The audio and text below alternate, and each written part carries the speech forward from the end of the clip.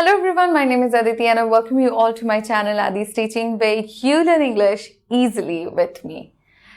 আজকে আমরা degree change শিখতে চলেছি এবং এটা ডিগ্রি চেঞ্জের পার্ট 4, যেখানে আমরা শিখবো যে কম্পারেটিভ ডিগ্রি থেকে আমরা সুপারলেটিভে কিরকম ভাবে চেঞ্জ করছি। চলো তাহলে শুরু করা যাক আজকের ক্লাসটা। কিন্তু হ্যাঁ, আজকের ক্লাসটা যাদের যাদের ভালো লাগবে, আরও এরকম ইন ডিটেলস ভিডিও পাওয়ার জন্য আমার চ্যানেলটা সাবস্ক্রাইব করো, আমাকে কমেন্ট করে জানাও তোমাদের কীরকম লাগলো, ভিডিওটা হেল্পফুল ছিল কিনা, আর যাদের ভালো লাগছে প্লিজ টু লাইক। স্টার্ট করি। দ্যান এনি আদার বা দ্যান অল আদার যুক্ত সেন্টেন্সগুলোকে কীরকমভাবে আমরা চেঞ্জ করব চলো আমরা এখানে জানবো। তাহলে রুল নাম্বার 1টায় আমরা সেন্টেন্সগুলো কীরকমভাবে বানাবো দেখো। এখানে আমরা সাবজেক্ট লিখবো আগে, তারপরে আমরা ভার্বের ব্যবহার করব, তারপর দ্য লিখবো, তারপর কম্পারেটিভের সুপারলেটিভ ফর্ম লিখবো। দেখো সবসময় সুপারলেটিভের আগে কিন্তু আমরা দ্য এর ব্যবহার করব, ইটস ম্যান্ডেটরি। এবং তারপরে আদারের পরের অংশ লিখবো। তোমাদের সামনে একটা সেন্টেন্স রাখছি, তোমরা আমাকে বলতে পারবে কিছুক্ষণ সময় আমি যদিও তোমাদের দেবো যে এই সেন্টেন্সটাকে তোমরা কীরকমভাবে সুপারলেটিভে চেঞ্জ করবে। চলো সেন্টেন্সটা দিচ্ছি। Sheena is smarter than any other girl in our class. Sheena is smarter than any other girl in our class. Adjective হলো smarter, রাইট? এইটুকু আমরা বুঝেছি, এটা কম্পারেটিভ ফর্মে রয়েছে। এইবার এর যদি আমাদের সুপারলেটিভ ফর্ম করতে হবে তাহলে হবে smartest, smart, smarter, smartest, smart, smarter, smartest. So smartest দিয়ে আমাদের নতুন সেন্টেন্সটা লিখতে হবে। তাহলে আমরা কীরকমভাবে লিখবো? Your time starts now. Please follow the rule.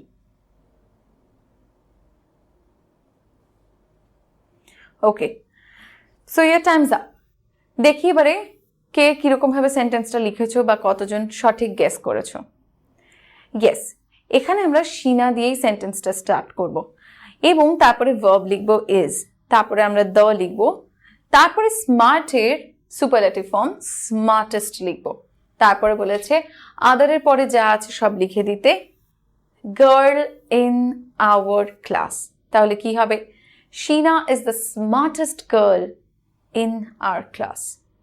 This is the right answer. Next example. Rehan is stronger than any other boy in our group. Answer hobe, Rehan is the strongest boy in our group. আমি কিন্তু দেখো rule অনুসারেই লিখেছি। আমাকে বলেছে subject দিয়ে start করতে, subject দিয়ে start করছি which is রেহান। তারপরে ভার্ব লিখতে বলেছে, আমি ভার্ব লিখেছি ইজ, তারপরে দ্য লিখতে বলেছে, তারপরে আমাকে বলেছে যে কম্পারেটিভ ফর্মের সুপারলেটিভ ফর্ম লিখতে। আমি কি লিখেছি? স্ট্রংগেস্ট।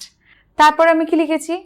আদারের পর থেকে যা অংশ বাকি আছে সেটাকে আমি লিখে দিয়েছি। তাহলে দেখো কি হয়েছে, Rehan is the strongest boy in our group, right? Okay, তো চলো এবারে আমরা রুল 2 দেখে নিই। দ্যান মোস্ট আদার বা দ্যান ফিউ আদার যুক্ত কম্পারেটিভ সেন্টেন্সকে সুপারলেটিভে আমরা কীরকমভাবে করব সেটা আমরা এই নিয়মটায় শিখব। তাহলে দেখো এখানে বলা হচ্ছে যে আমরা যে নতুন সেন্টেন্সটা তৈরি করব সেটা অলওয়েজ আমরা যে সাবজেক্টটা আগের সেন্টেন্সে পেয়েছি সেই সাবজেক্টটা দিয়ে স্টার্ট করব। তারপরে আমরা ভার্ব লিখব, তারপরে ওয়ান অফ দ্য লিখব, তারপরে কম্পারেটিভের সুপারলেটিভ ফর্মের ব্যবহার করব, তারপরে দ্যান মোস্ট আদার বা দ্যান ফিউ আদারের পরে যে অংশটা রয়েছে সেটা আমরা লিখে দেব। First example, gold is more useful than most other metals. এই সেন্টেন্সটাকে আমাদের কি করতে হবে? সুপারলেটিভে চেঞ্জ করতে হবে। দেখো মোর ইউজফুল আছে, যদি আমাদের এটাকে সুপারলেটিভে চেঞ্জ করতে হয় তাহলে মোস্ট ইউজফুলের ব্যবহার করতে হবে। তাহলে আমরা সেন্টেন্সটা কিভাবে লিখব চলো শুরু করি। রুল অনুসারে লিখব। গোল্ড আগে লিখব, ভার্ব ইজ লিখব, তারপরে ওয়ান অফ দ্য বলেছে, ওয়ান অফ দ্য লিখব, তারপরে আমাদের মোর ইউজফুলের সুপারলেটিভ ফর্ম ব্যবহার করতে হবে which is মোস্ট ইউজফুল। তারপরে আমাদের কি লিখতে হবে? মোস্ট আদার এর পরের অংশ লিখে দিতে হবে which is metals.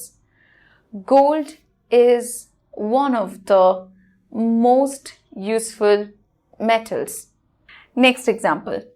Raman is more industrious than most other boys. ঠিক আগেরটার মতন চেঞ্জ করব। তোমাদের কাছে আমি সময় রাখছি 5 seconds. Let's start.